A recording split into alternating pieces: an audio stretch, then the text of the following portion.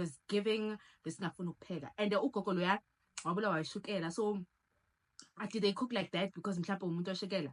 But I mean thina sinashukela, but ngafaxeka means ukuthi wena ayikho indoda ozoyithanda ngaphandle kwakhe, and akekho umuntu ozoya naye ebedini uphinde umenjoy. Sekukhalisa Davido angikhumbuze Pretoria no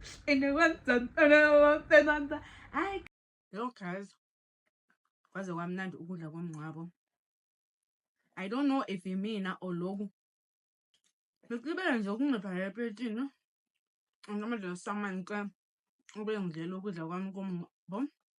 But ke this is my second plate of 2024, and this one I'm definitely rating it a 10 out of, actually 9.5 out of 10, because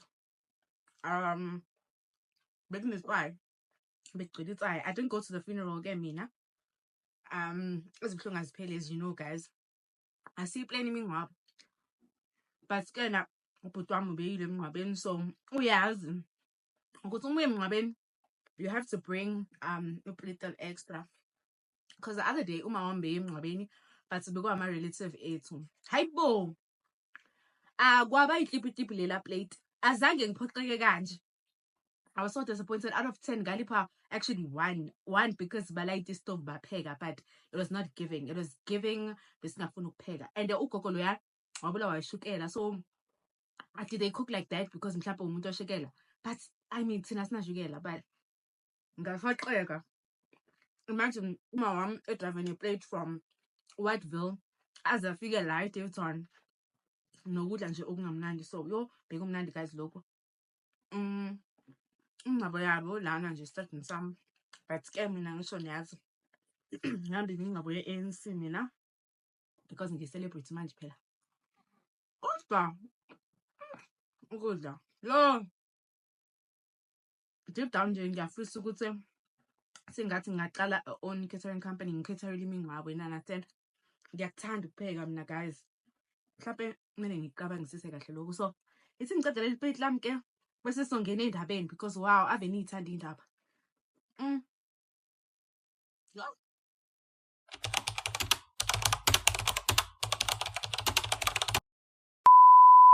Previous video, okay, because you guys saw good, there were technicalities, and lawa bebe complain kakhulu, laba bangakhokhanga beloku bathi mphono volume cha, anikazi complain, anali ilungelo lo-complainer. You don't have a right to complain because nina nje fuze nibukele nje qhawa phela nje. Don't forget to watch ads, guys, and don't forget to like the video and comment down below. Welcome back to my channel. I am 𝑰𝑺𝑰𝑫𝑳𝑰𝑚, the advocate of Dlozi, and once again, thank you so much for choosing to view this video. If you still haven't subscribed to the channel, I suggest you do so by clicking on the subscription button, and don't forget to head on down to the notification button so that you are notified every time there is new content on the channel. Don't forget to leave your comments down below, and don't forget to buy your super thanks to keep the story times coming. I'm enjoying the story times, and I would like to apologize in terms of sound. Editing is draining. It takes forever. Sometimes you're an editor, I know that almost ufika lana into nje say upload delay ayisabile into ubucabanga ukuthi uyiyo, so I juggle a lot of things, and uma ngi-edita guys ukuthatha isikhathi, I don't want to lie, and angaka feel ukuthi nginganikezela omunye umuntu le channel ithi mina eyethu, so ngizofunda ngiyakhona, because if you can look at my first video to now, akufani guys, there's growth, you know what I mean. So apart from mpho akuna yey umufuna nje ukuyobukela in hamba ku Showmax, hamba ku Netflix, ungazosibhora lana sise mo jalove. Welcome to Story Times, my loves, and I hope I've been keeping you entertained for the past few couple of days. Although YouTube has been showing me flames in terms of my subscriber count, my revenue, my views, I don't know what is happening. Angazi, I've been going into Google AdSense, you try to carry good screens because my YouTube pays me very well, but now uma sengibona my revenues dropping, I'm like, what the hell? Because sometimes even if no one upload, but I always know good revenue is always, you know, a bit up high. So I don't know what is happening. It's YouTube stuff or no more channel. You never know these things. But let's keep the channel going. Don't forget to like this video and don't forget to also buy your super thanks, and please make sure that you watch your ads, especially uma ubukela Wi-Fi, because I mean ujahep. So get yourself something to drink. I hope saka big guy sibone ukuthi siphelele, because I left you hanging in the sound department. I know. So let me lubricate my lips and I'll see you in a minute. And I was wrong again, guys, on that other video was that big guy mina and I, we bumped into each other at a groove. Understand that. And so because big guy wayengenze lento engenze yona, ngangithi mangimbona amadolo avela keca lento ngangingixoxela ukuthi vele nje my knees were just, you know, ngifile ngathi kunegesi ingenayo. So it happened ukuthi ngalelanga lela umengena that day lapha egroove sahlangana ngamehlo vele because ngangimlindele ungene emanzi eyinto enhle engaweli phansi. So ngaba dermakar ke na, but awangiblutika ke yena azange anginake ke kwaba yimina ke omhluphayo njengoba nje sengangena kule party ngoba bengichazela ke ukuthi big guy ke you know wayomuntu onjani ke. So you guys didn't miss much. You didn't miss much. So fast forward ke kule ndawo lena ke sengifikile lapha endumbeni ke lo baba lo ke naye yake ngiliphi igama lakhe, but lo baba lo ngihlale ke lapha endumbeni eqale ke engihlahlube athi kimi wena unesalukwazi uhamba naso, unabantu abadala and wena futhi uyothwasa. Hey ngimbheke manje lo baba ngithi futhi ngiyothwasa, mangena la ungitshele ngesika esandleni sami and then manje usungitshela ngokuthwasa. Eyiphi baba indaba le kanti eheavy mele ungitshele yona? Hayi lo baba athala athi and then kule nto yakho yokuthwasa idlozi lakho seliphakame kakhulu gogo, and wena idlozi lakho liqedile. Ngiyazazi mase inkulumo zasendumbeni and idlozi lakho liyalwa gogo. Kunomfana lo ozwana naye senesikhathi esingaka esithizeni, nomfana wena naye nizwana. Lo mfana ukuhambele wayokusebenza because lo mfana uhamba inyanga and akusinyanga yala eGoli, inyanga seSwazi. Lo mfana ufuna ukwenza inunu yakhe basically, and uthi yena inkulumo yakhe uma eyokulandela limit ukuthi wena ayikho indoda ozoyithanda ngaphandle kwakhe and akekho umuntu ozoya naye ebedini uphinde umenjoy. Konke yokwenzayo empilweni yakho it will always revolve around this guy.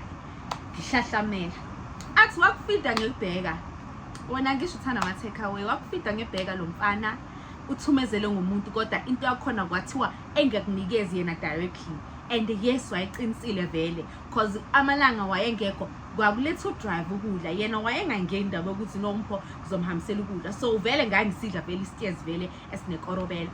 So athi lo baba njengoba manje so ugula kanje idlozi seliyalwa gogo because lifuna uhlela into zalo and wena ufocus kulomuntu, understand? Idlozi likhipha idliso la ngaphakathi kuwe, lento oyizwa iguguzela isilwane la ngokuwe lo muntu isidlisa sifakile ukuthi into nento oyenzayo ibe imlayela ukuthi wena wenza okuthile nokuthile nokuthizeni. Secondly, lo muntu lona, hey guys, ngahlahluba lapha yana, lalelani igemegeme zika big guy, indoda enhle inwakamnandi, indoda egcoka idesigner. Athi lo baba and lo muntu lona uthathe ne-underwear yakho uthi umkolo odingani 2 le underwear yakho lena iyo le akubambe ngayo ukuthi ungakwazi ukulala nabantu besilisa ngoba uthi uzolala nabo baze babe yi100 kodwa akekho umuntu ozokusatisfy sexually, and inhlanhla yakho yedlozi yiyo lena ayifuna yayigijimisile ngoba mekuthiwa ahamba la hamba khona babuye bamtshela ukuthi into zakhe zilunga kanje kungewa elala nawe. Ay guys ya ena this guy lona engimthanda kanje athi lo baba lona uma lo muntu okumbona uzwa kwenzakalanda kungithi ngishaya ovalo amadolo mayakeqa like ngibe right athi lo baba yeah because ukusebenzile so kumele ngokusebenze because on top of all of these things oyizenzile ukhipha ingane wena ingane yakhe lo muntu lo and lokwenzekile vele ukuthi idlozi livume leyo nto leyo because leyo ngane bekungeke kube iyona ingane bekuhamba mhlawumbe yeninzi isihlabelo ngingane because lento ayizithathile lo muntu akuphila ngezilwane ezimfakela imali lento azithathile zizohamba zimqake zifuna igazi elingaphezulu kwamandla akhe so ke ingane leyo beyoba that collateral or whatever it is. It was too much to comprehend. It was too much to comprehend, guys. You can imagine at that age, at ngizwa zonke lezi zinto lezo, how I was feeling inside. It was new to me, you understand that. But the first thing I asked him was, is he seeing someone? And he told me that lo muntu lona he's a serial cheater because lento anaye imthandisa ngabantu besifazane and fuze achintshile kodwa ukhethe wena. You understand? Kuba bonke labantu labo. So izinto vele uyayidala ngaphandle. Ngibuze futhi ngale Dlozi ke elikhona kuthiwa nginedlozi because into ngangizwa but I did not think it was escalating. Athi lo baba and ekuzohamba wena ungasaboni. Idlozi lakho leli lizokuthatha wena. Achaze ke into ezijulile enkengene kuzo lana ke ngimchazele ukuthi mina indlela yami yahamba kanjani because nazi one side but there are two sides to what happened in my spiritual journey. Engeke ngingene kuzo because ziyimfihlakalo yami nedlozi lami nalo mnikazi ongithwele umamlambo wami. Hi guys. Hayi mina ngizokuthi hayi lo baba lona so athi umngane wami ethi ngiphume ngikuphi space ukwazi ukubuza any questions ofuna ukuzibuza. Amchaze lo muntu wami ukuthi umuntu onjani yena uyakuthanda in but lo muntu wakho usuke waba greedy. Wabona ukuthi dating you is a plus, you understand? You're not just a trophy girlfriend, mara uza with spiritual benefits. So ngimbuze ke ngalezi zinto lezi wayezenza like uma elontoza ekhuluma all of these things uma as when he's about to come. Azichazelo baba ukuthi no lo muntu lona basically he was basically a caster in a spell, you understand? Lo muntu lona nje ugangile akadlala emuthini ke lo muntu wakho. That's why yibo ke bamsaba kanje. It all made sense, guys. It all made sense. Angichazele ke ngale igroup. And to all the guys that are watching me nake enthanda ukuyothwala guys, yenzani ukuthi into manihamba niyoyifuna ngike ngafundisa ngezithwalo but izithwalo zinezinto eziningi guys. And I think umuntu wami also naye umethatha lesithwalo usithwale naive, you understand, because he didn't think there would be repercussions post what he was doing because now lento le na imsebenzela guys. Lo muntu lona imsebenzelile lento lo because also igroup zine deadline guys. Uyasithatha isigroup sikhiqizele mhlawumbe for the first few months uma sifika empilweni yakho vele sizokubhidlizela but mhlawumbe mase khamba isikhathi ke because abantu abafana amadlozi awafani because kunemikhuba egilwayo also on the side umuthatha into efana njengesigroup, you understand?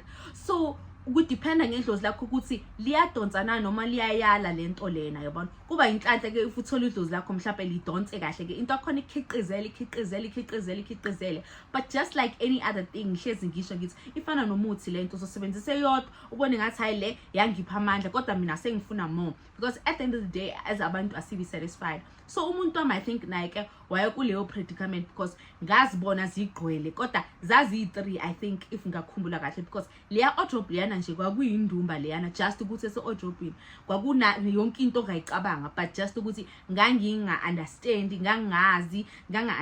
but mangibuzisisa ngalamabhayi ke lawa awe khona because ngabe explainela umkhulwana ukuthi no lana ngabona into ethizeni because lento ithi kwakumele vele ngiyibone and nginesibindi and ngiyasinda because ngabona lento kodwa zange ngithuke ngishaye ovalo because in most cases lento izolala nalabantu asuka balethile endlini noma ibadla ibeletho. So mina for the fact ukuthi le Dlozi leli awunkomo madoda nkomo Unkomo is still, you know, doing the things that need to be done in terms of my protection spiritually. That's why ezinye izinto zenzekele ezinye zingenzakalanga.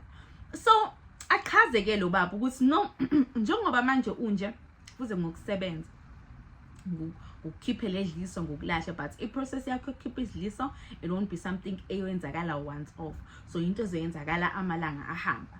But I think above everything else ngangisengileke kakhulu guys, and what really came to my attention was that I wanted to get help in terms of lezinto zami zamadlozi, because he did say ukuthi idlozi lakho alikaka khombi, you understand, lifuna ukutshontsha. So because kunedlozi bese kunale situation engeke sizikhuluma lezo zinto lezo on the public space.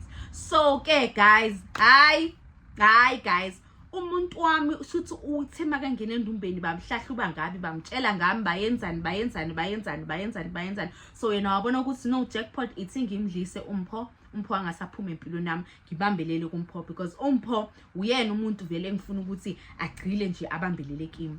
Alright, fine.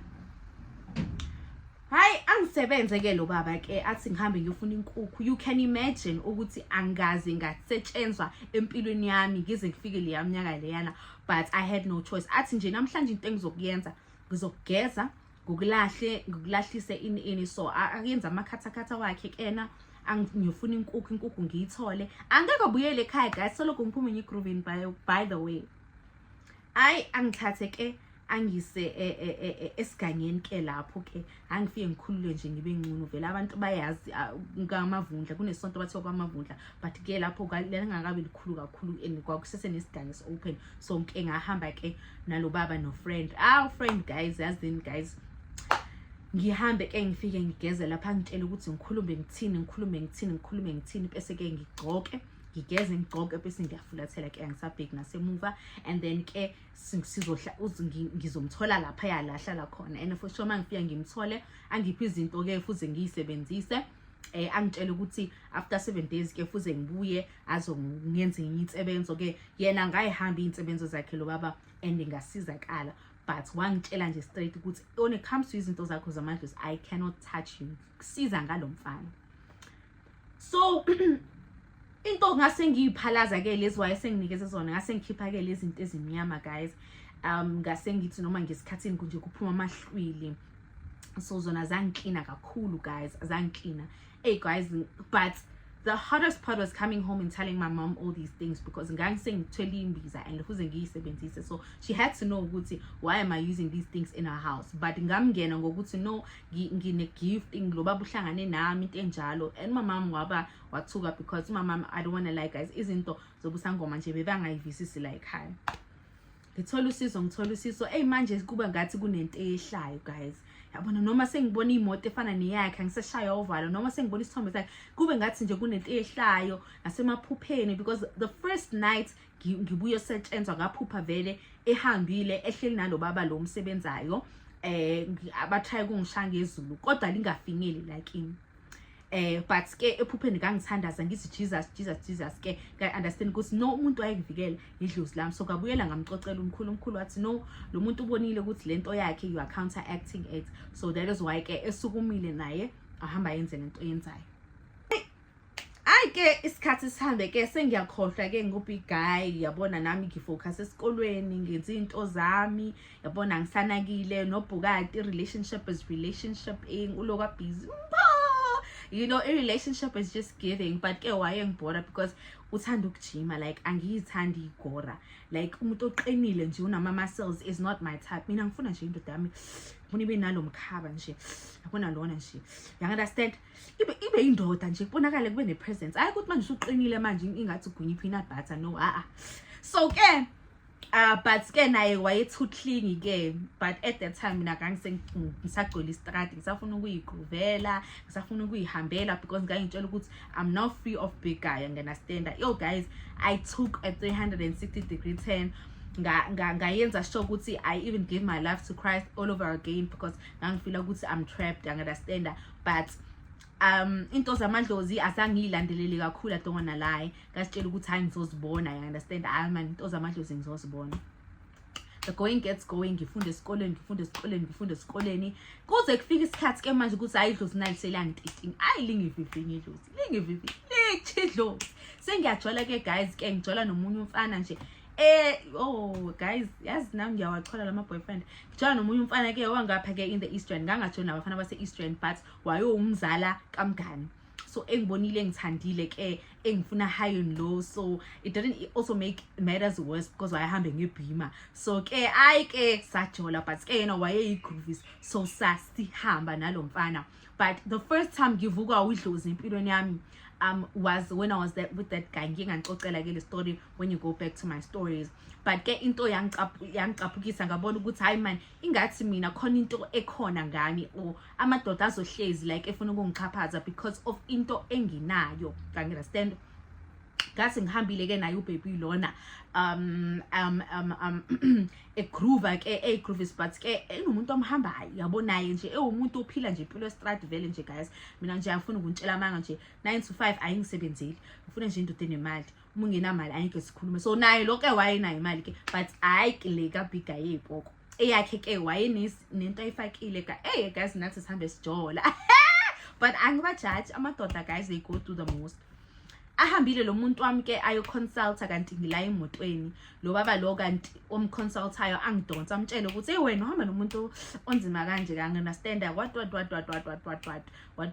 same story I get every time with every guy I get ukuthi amadlozi wakhe akuthandile and vele ke yena uguy lo yayi toxic situation yakhe because umkhulu wakhe wayengifavor to a point of guys kwakubad na understand kwakubad sithi silile like indaba yethu nje ngizonicocela ngelinye ilanga ke but ngifuna ukufast forward ke sicede indaba ka big guy ke so uthema ngitshela le story lesi ngabona ukuthi you know what this thing is repeating itself but also it does not better hayi ke Dlozi selangivivinya ke sengiqala ngiba mubi sengiyaqala nalomuntu wami siyalwa ngizwa izinto like nje bese ngihlangahlangene ke hayi ke kufika isikhathi sokuthi ngihambe ngiyothwasa ke nginyamalale ngiyothwasa ngibuye ngiyothwasa ngibuye ngo July August around my birthday hey kungukuthi mangilongo ngihlukane no big guy ke sengiba namaphupho yabona ngimphuphe ngekho right ngimphuphe phashile ngimphupha nje ehluphekile exakekile kunezinto ezenzakalayo ngaye but ngitshela ukuthi no I will not reach out sengahlukana nalomlisa so if anything iyenzakala kuye it is not my portion and it's not my cross to bear uzayibona mdala lo muntu lona etc kanti guys ngiphupha kanje Dlozi langitshela ukuthi hayi sesiyadila ngale naye Khama is a bitch Khama is Dlozi because yena sekhohliwe kodwa ke into zakhe ziyashangala yabo ngebirthday yami ngithola i-call ngase mina ngumuntu ke obambelela enambini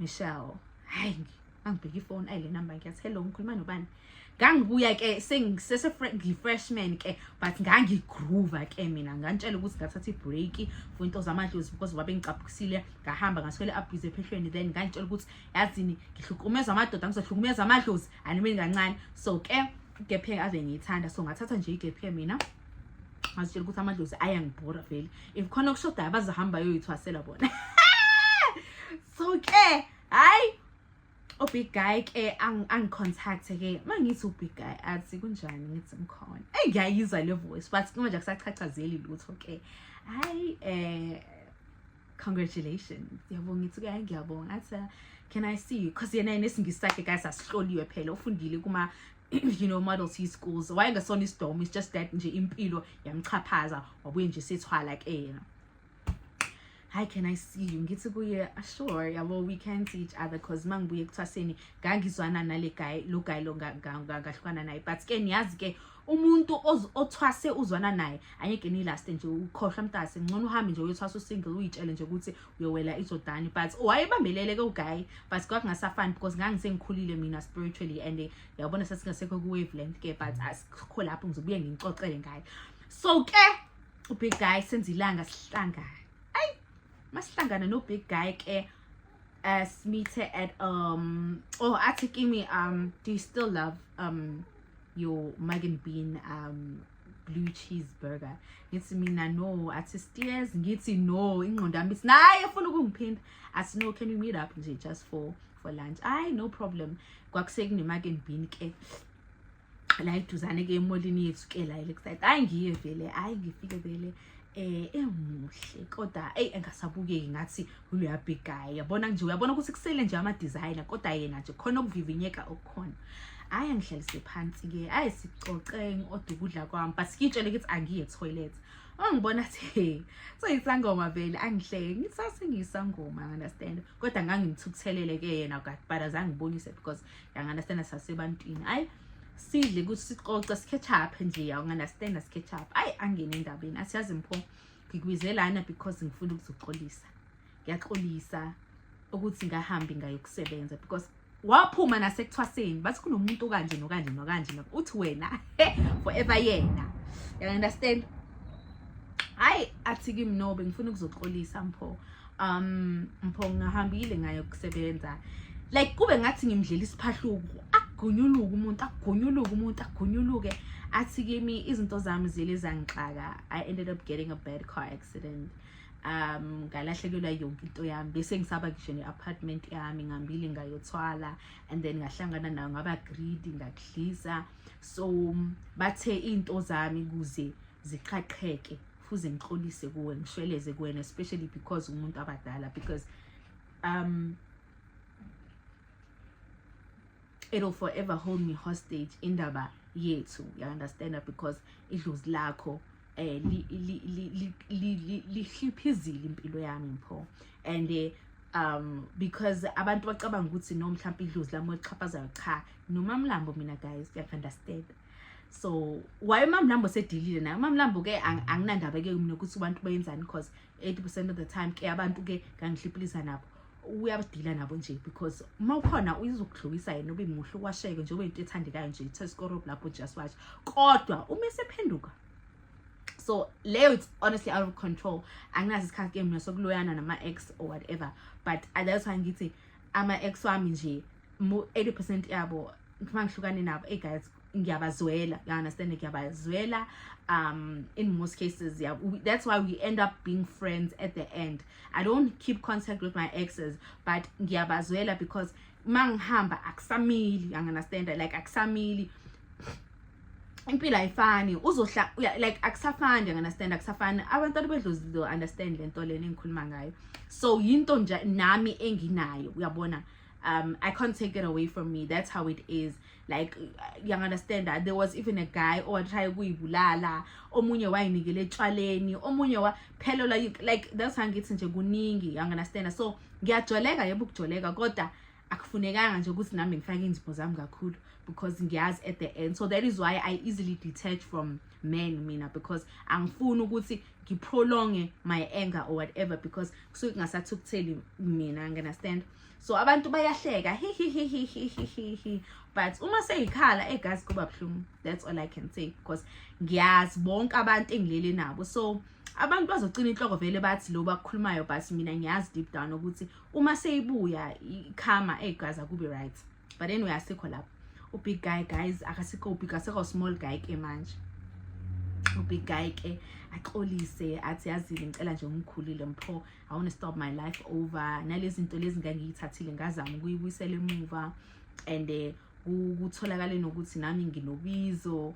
Akhulume nje into eningi big guy ke. Into engizontshelana ke ukuthi ke mina guys, yeah, ngihlezi nje ngi-aligned namadoda spiritually, you know what. So ke big guy, I was not shocked. Like I was not shocked nje. Mina ikhaya ngina kunamadlozi nje avivinyayo ngaphakathi ke, but ngiyafika ngibe yipeace, but ngisengakhathala ukuchaphazeka, because in most cases imini ngile mindeni lemizi ngangena kuyo uqale bangithuke uqale ukuthi ngiyithangoma, bese ekugcineni badinga usizo lami. So ngayitshela ukuthi especially after nje ubaba kaZweli, ngayitshela ukuthi mina angeke nje ngisakhona nje lempilo lena, ngizongichaphazayo ngidle la ngidla khona, uma sekuphelile ngiqhubeke nje ngempilo yami kube right. It's just that ukuthi kumanje nje umuntu wami ke yena you know nje guys ngizonixoxela ngililanga. So ke hi guys, axolise lo Mlisa, I just saw, I couldn't hold myself. I started crying, yabo. abone vele ukuthi hey uyangazi ke mina ngulilian ngulili ngiyalila athi no, let me pay the bill, sihambe siyohlala ngaphandle, sit in the car, especially singena emotweni yakhe, angasahambi ke nge-big guy ehamba nge-Hayat ke ubona nje ukuthi impilo yaxeka nyana, angasanuki kamnandi, kodwa enuka kamnandi, kodwa kungaseseyuluba mnandi lubiyana baqala. Hey xolisa big guy, confess guys, ngithi kuyaphela angena emotweni angichazela athi that's why bengikhona ukwazi ukuthi kwenzakalani ngempilo yakho. Athi noma mina mpho ngele ngabagreed, I don't want to lie to you, but lezi zinto lezi zingijikele along the way, so ngiyaxolisa in but ke ekhuluma nje, you know, uyambona, I could see the sadness in his eyes. Athi kimi no, just ungangiphenduli manje, take your time, uzobuya kimi sikhulume si-resolve. Yeah, cause kwakunzima guys. Ngitshela ukuthi yazi this guy ngimchazele wangilimaza umuntu inkosi, this is the length I went to, yabona angimuphi closure naye ngengane, naye angikhasela ukuthi vele mina ngangazi ukuthi le ngane yakho izoba powerful for mina, understand? And that's why I was so angry that you actually terminated, because that child was supposed to bring me more wealth. Ngangizophisana vele ngaye ngokomoya, and 1, 2 and 3, but also amadlozi wakho gogo, yabona esechaza. Hey guys, langa lakhona ngihambe vele kubuhlungu. Kundlule ke amalanga ngingamkhulumisa bo, but ngibuye ngixoxele mama ngithi hey mfazi izange iqosisela, because also naye like umasikhuluma I did say ukuthi kade ngikufuna ukukubona, but ngezwe ukuthi uhambile uyothwasa. So njengoba ubuyile I was like ithi ngiqale, because wangikhangisela nokungikhangisela uma ngibona wabeka nje 100 rand phansi, wangihlonipha big guy. Kodwa ke imali yakhe ke ngathenga ngayo khona lapha eMall, ngangasafuni nje anything engiassociate nayo, but wathi kimi no, eloku ngitexta ke after all of this, eloku ngitexta sikhuluma ke, but kusese na that side ukuthi lo muntu lonke engamthanda ngaphila naye, understand? But ke inkanoko guys, niyayazi ke nani ngelinye ilanga athi kimi no, ithi ngizo come over, let's chill, yabona he's such a smooth talker, let's chill, I'll make oxtail, ngimangazo ukuthi big guy uyapheka. Angichazele ukuthi no, ngathenga nendlu enye, yabona ngithola indawo entsha, so esimuvekele engaphi eCrystal Park. Hayi for sure ngimvakashele ngiye kwakhe, yakhumbula ke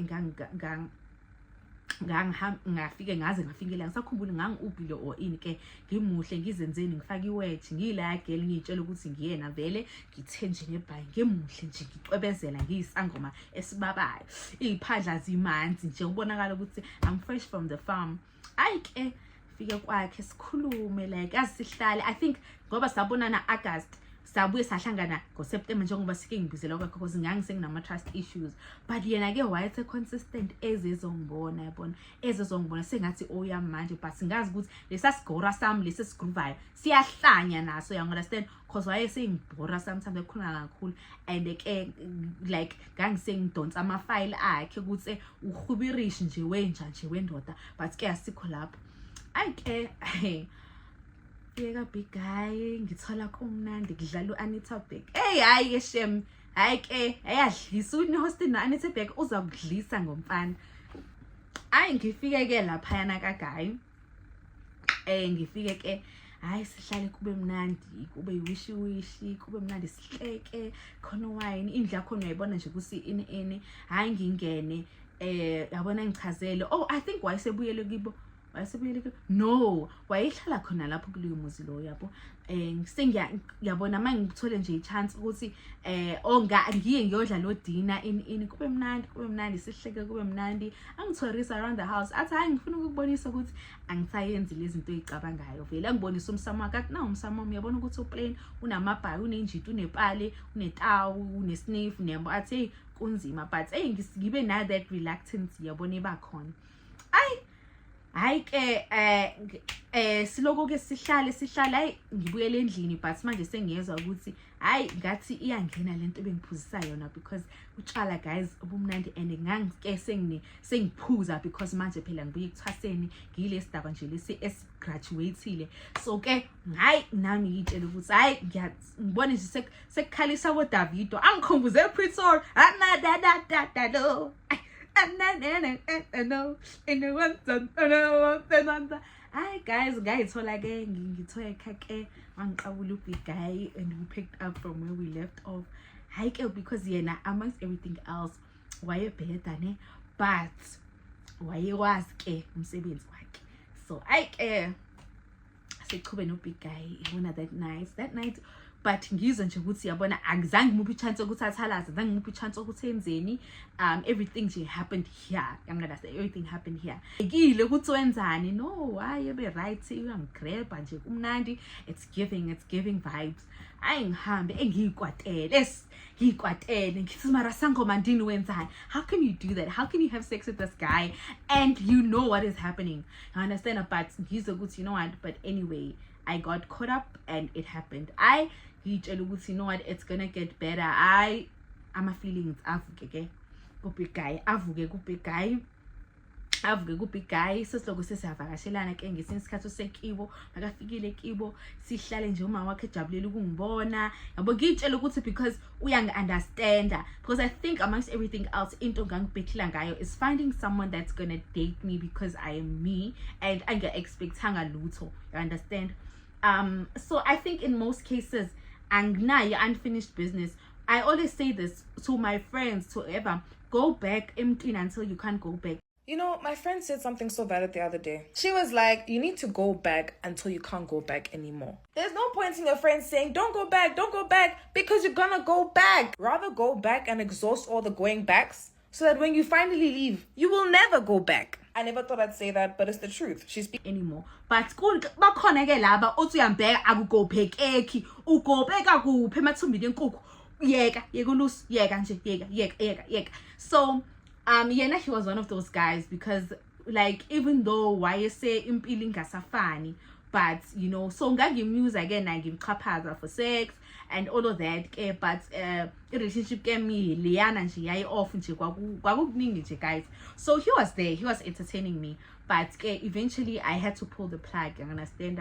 Ngazitshela ukuthi I'm detaching from this guy, and manje sengikhulile ke nasedlozini ngiyakwazi ukuyikhenika into efana njengaleyo, because waye manje yena sesaba mina, you know, elokethi mina ingathi khona into engiyimsebenzisile nengiyifakile eqhimbini, kanti akunalutho ngilifaka eqhimbini. Uya nje umuntu nje, you know, ebe enjoy nje lento enjoyayo, lento yenze ukuthi ahlale nami yiyo leyo, but ke yena wafuna ukuya extra. So but kwakungasena mali ke guys, kwakungasahlekeki kahle, yabona isihleko singasaphumi ngamakhala, sesiphuma nje ngilana nje emphimbweni.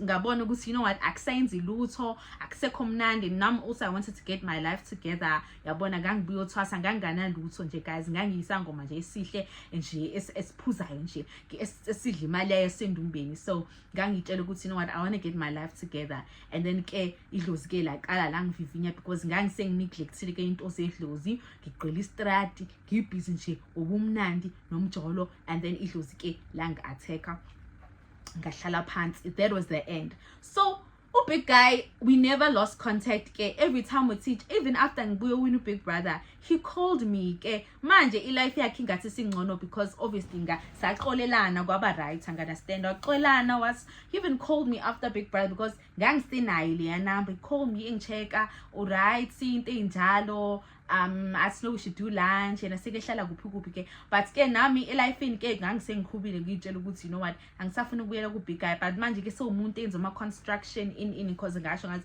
ekuba kufani unabo bhuti and all of that. So wayengayena umuntu ukuthi uzostruggle kakhulu empilweni, but mase ngihlangana naye ke lama sikhathi lese after Big Brother wayesese slender ke, sefaka ama glasses, athi vele he lost weight, wayefuna vele ukulose weight, ugcine eshada, into enjalo nje. Wangicicela nje story eside nje engakho interested kuso, but ngangisengimbheka ke sengibona nje inyama estale, you understand, ngifry le nyama, ngifry yaze yaphuma i-taste, i-dry nje ibiltong. So ngangisekho interested, but ke Big Guy nga-uploada his honesty ukuthi wabuya kimi, wabuya wangitshela ukuthi yazi I did all of these things, and nami ngaba mdala ngakhuluma nje, you know, I got off things off my chest. Apologize nje for amasina awakhozile empilweni yami, sakhona ukuthi sibe amicable, siqhubeke phambili. So eventually ngangimsavile ku WhatsApp, but because ke ngangifuna ukubuya ngiqale a new life ke nami, saluza i-contact. So yena usaphila, alright, Big Guy uyadlisa kwabadlisayo, because you know what they say, umuntu odobhi ex yakhe ayitshela ukuthi uthola indoda emadodeni kanti uthole nje yabona ibiltong nje estale. So those people, but yena ke akuyena ex engithi mayibheka ngiyamzonda. No, I do not hate him. I actually cordial naye, and I don't think I would actually be in a position khulile manje. Then I was naive, I was young, guys. That was like over 6 years ago. Mangibuyo thwasa ngenzeni, like that was a while ago.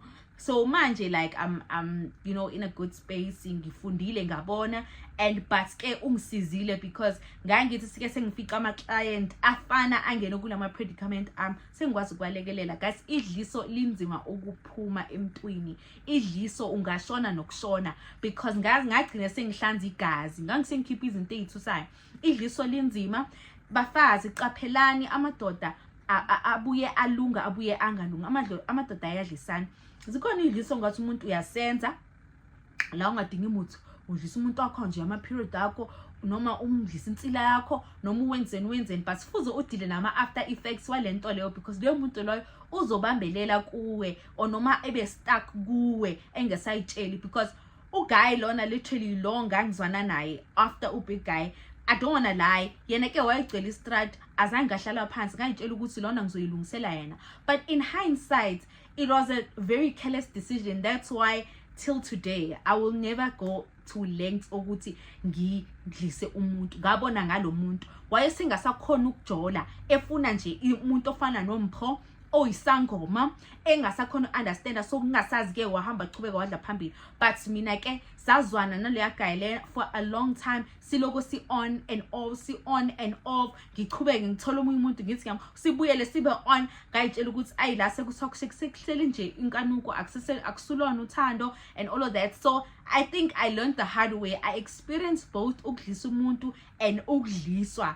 Ngayibona ukuthi you know what, ezinye izinto right uyenza into if usazombona. So looking back uma ngimcabanga this guy right now, I'm like, yo, what a waste of my time and money because ngahamba like ngamhambela, you understand. But at the end of the day ngahamba ngayolungisa because ngakhose ngimlungisa azokhona ukuthi aqhubeke nempilo yakhe naye. Ngangamenzanga into ukuthi abe isiyoyo sami. No, yabona, I think also we become insecure as women. Sibone ngathi indoda umi ikshile, it is the end of the world, or noma uzoshona noma uzohlekwa abantu. Once you get to understand ukuthi amadoda will always be men, and indoda efuna ukukhula, efuna ukuba indoda, because amadoda abafana baningi kodwa amadoda ayi few. You understand? You might date a guy abe a certain age, but uthola ukuthi uzana nomfana lona umfana, but amadoda ayabala. So after lapho I think I dealt with things differently, maneuvered differently, but also my trust became on another level because manje ngangiseng too observant. Umuntu elala nami sengiyamjudge ukuthi what are you doing, what are you touching, you know, what are you doing to the condom, what are you wenzani. So ningalali nidliwe bese niyapetuka nje nilala lapha ngathi chicken dust. No what's happening, ukusula ulisaphi ithawula lelo because abanye abantu bahambisa amathawula endumbeni. Uwasaphi, you understand, usaphi ugazi lwenu, ulisaphi loyo muntu loyo. You have to be vigilant, guys. Nikele ukulala niqhaphazeke because abafana esikhathini samanje, I don't want to lie to you, ngiyaza ngithini, abafana hayi amadoda, abafana abafuna ukusebenza, bafuna ukusetshenzela abafazi, bafuna ukukhesha abafazi, bafuna ukucola abafazi. So they go through extreme lengths umuntu just to keep you, because imali yokunyangeni uzokuloya ngeimali yakho, umuntu akuloya nje ngemali yakho. So you need to be able ukuthi ezinye izinto identify, bayatshontsha bethu ngisho impahla zakho or whatever. So that's why ngithi ama experiences lawo engwa encounterile akwazile ukuthi mina angisize ngikwazi ukuthi ngibe umelaphi ongcono, because ezinye izinto guys zijulile. You can't just go through a certain things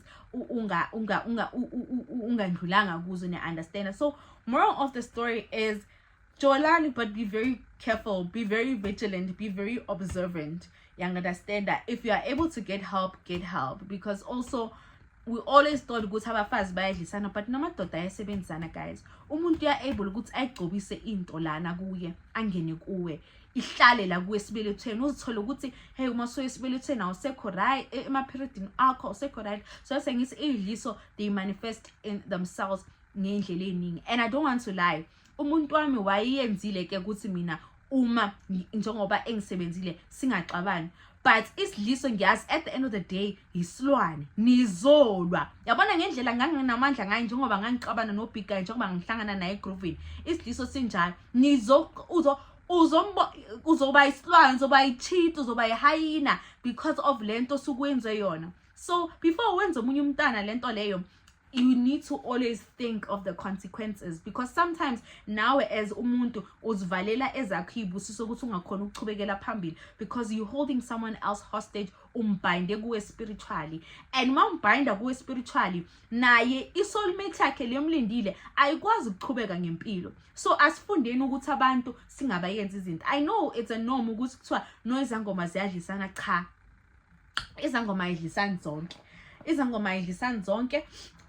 That's why ngithi angidlisani mina, angidlisani, ngikunike enkosini nje kuphela, ngikunike enkosini. Uma uyidlisa shuthi uzodla mina, but hayi ukuthi udle uyangunderstand umuthi noma ngikhandele into, anginaso leso sikhathi, ngibhizi. Abantu bayagula baphethwe ama depression, anginaso isikhathi sokulwana nomuntu because today ngakubheka ngokuhalele ngokufune ngokuthande mhlawumbe 10 months down the line I'm like bengibhemeni kodwa kanti inkanuko nje, inkanuko ingiholile nje, ngaholeka ngadleka nami ngadla. So it's a lot of things, guys, that we need to consider. But I hope amongst all of these things you guys learned a few things or two, because isidliso also it's something that is there from the olden days. Uma kuthiwa udlisa ukudla kwasemzini, kuleyo piece leyo inyama or something lo kudla bathi babekela umakoti or whatever, kunento abakutheli lapho ukuthi ugobe kule khaya ulandelele izinto lezi. That's why nje ezinye izinto nje mina ama-culture kanti bayakudlisa ukuthi ube yinunu yalapho